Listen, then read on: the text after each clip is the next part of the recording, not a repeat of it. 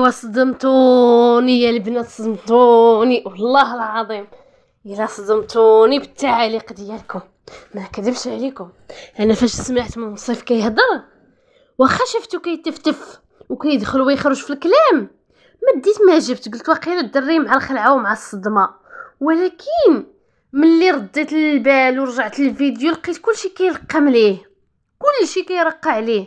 الحاجه كترقع، مقدمة الحومه كترقع، عليوه كيرقع، بناتو كيرقعوا، ايوا حتى من المصور كيرقع وكيكمل الكلام.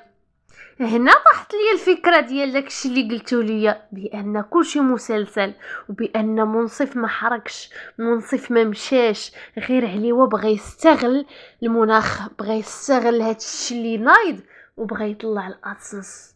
وانا نتفكر، رجعت لور شويه وانا نتفكر بان عليوه اكبر ممثل واكبر استحمار للناس، استحماري للناس ديال بصح. ورجعت للور وانا نلقى داك النهار فاش كانت السرقه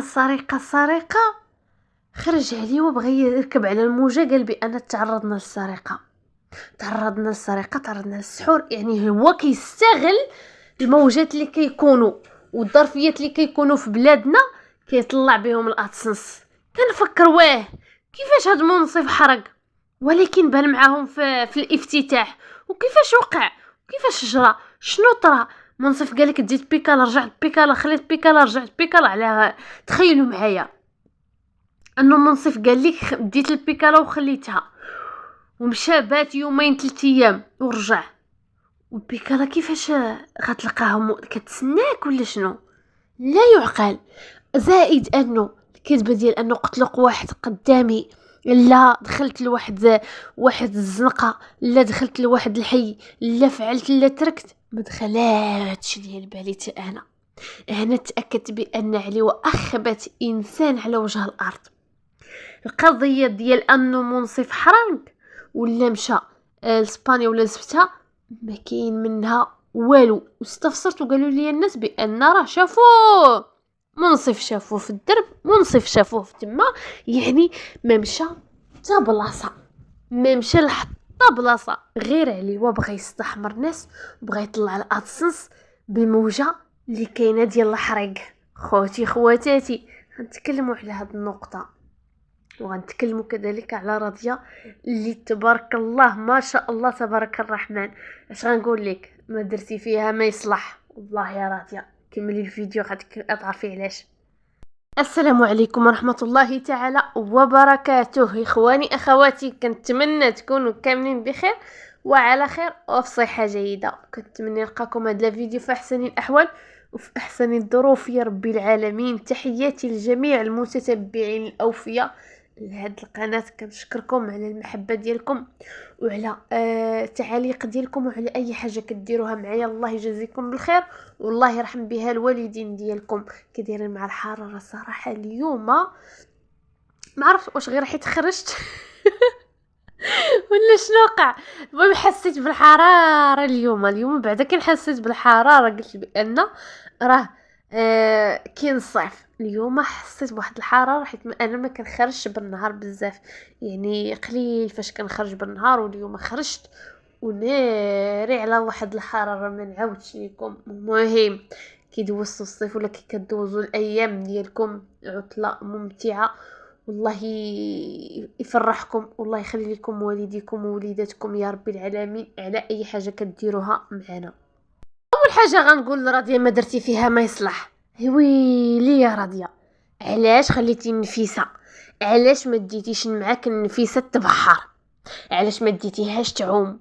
وعلاش يا راضيه خليتيها وما ديتيهاش باش تمشي تعوم؟ اي ويلي السيده يلا والده ما فيها بس تمشي تعوم ويضربها البرد وتشرب البرد ودي ولدها ولا بنتها للشمس تضربها، ما فيها بس عادي. باش الميكروبات تقول اي تقول اوف. ايوا واش غنقول لك، ما لقيتي منين تشديها مبرعه السيده عايشه الحياة، عايشة لامور.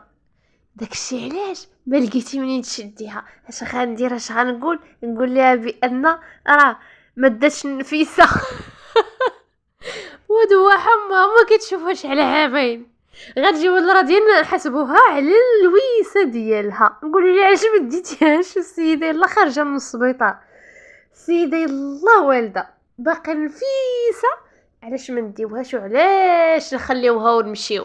هادي عايشه لامور، داها الزوج ديالها كرا ليها بعيد باش ترتاح وتنسى الهم، والسيده خدامه طول العام. بطبيعه الحال الانسان غيمشي يدوز الصيف مع وليدات والراس في الراس مع الزوج، الحب الكريم ديالها، الله يخليهم لبعضياتهم، الله يحفظهم من شر الخلق. ميكروبه ما عندك فين تشدي، صدماتك هربات عليك، هربات.